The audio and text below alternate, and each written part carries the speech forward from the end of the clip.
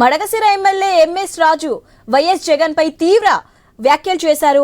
జగన్మోహన్ రెడ్డి నుంచి కడప ప్రజలకు విముక్తి కలిగిందని చెప్పారు. రాయలసీమ అభివృద్ధి చంద్రబాబుతోనే సాధ్యమని తెలిపారు.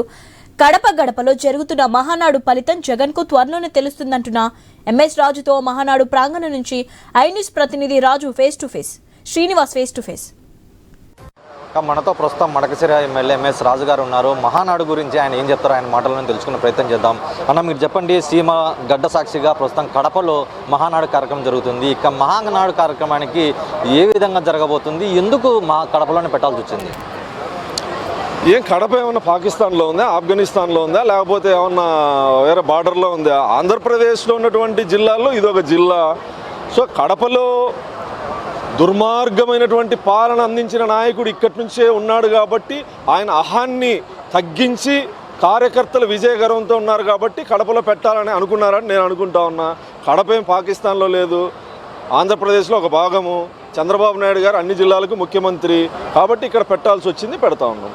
మీరు అన్నట్లు ఇక్కడ పాకిస్తాన్లో లేదు, కానీ ఇది వైఎస్ఆర్ సిపి అడ్డా, జగన్ అడ్డా అనేది కూడా ప్రస్తుతం అదే ఒక నిమిషం ఆగు.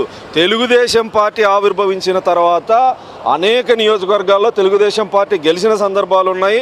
అన్న నందమూరి తారక రామారావు గారి దగ్గర నుంచి చంద్రబాబు నాయుడు గారు ముఖ్యమంత్రిగా ఉన్నంత వరకు. అయితే రాజశేఖర రెడ్డి ముఖ్యమంత్రి అయిన తర్వాత ఈ ప్రాంతంలో మీకు తెలుసు, ఫ్యాక్షన్ భావాజాలం కావచ్చు, లేదా ఒక ఆధిపత్య పోరున్నటువంటి జిల్లా. ఇక్కడ శాంతి భద్రతలు కానీ ప్రజాస్వామ్యం కానీ గతంలో ఉండేది కాదు. కానీ మొన్న జరిగినటువంటి జగన్మోహన్ రెడ్డి పరిపాలన నుంచి ప్రజలే చైతన్యవంతులై ఆయన నాయకత్వాన్ని తిరస్కరించినటువంటి సందర్భంలో కడప జిల్లాలో కూడా అత్యధిక శాతం తెలుగుదేశం పార్టీకి సీట్లు రావడం జరిగింది. ఇక్కడ ఎవరి అడ్డా కాదు, ఎవరి గడ్డ కాదు. తెలుగుదేశం పార్టీ క్షేత్రస్థాయిలో అన్ని గ్రామాల్లోనూ ఉంది. తెలుగుదేశం జెండా లేనటువంటి గ్రామం కడప జిల్లాలో ఏది లేదు.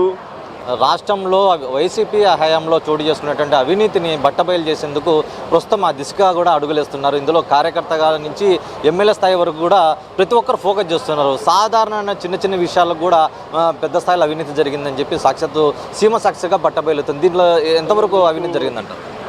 జగన్మోహన్ రెడ్డి గారి పరిపాలనలో వ్యవస్థల్ని నిర్వీర్యం చేసినటువంటి వ్యక్తి, రాజ్యాంగాన్ని హేళన చేసినటువంటి వ్యక్తి, ప్రజాస్వామ్యాన్ని మీద అపనమ్మకం ఉన్నటువంటి వ్యక్తి, గ్రామీణ స్థాయి నుంచి రాష్ట్ర స్థాయి వరకు అవినీతి. ఈరోజు మీరు రోజు పేపర్లో చూస్తూ ఉంటారు, అనేక కుంభకోణాల్లో వైఎస్ఆర్ కాంగ్రెస్ పార్టీ నాయకులు జైలుకు వెళ్ళినటువంటి సందర్భాలను మీరు అందరూ చూశారు.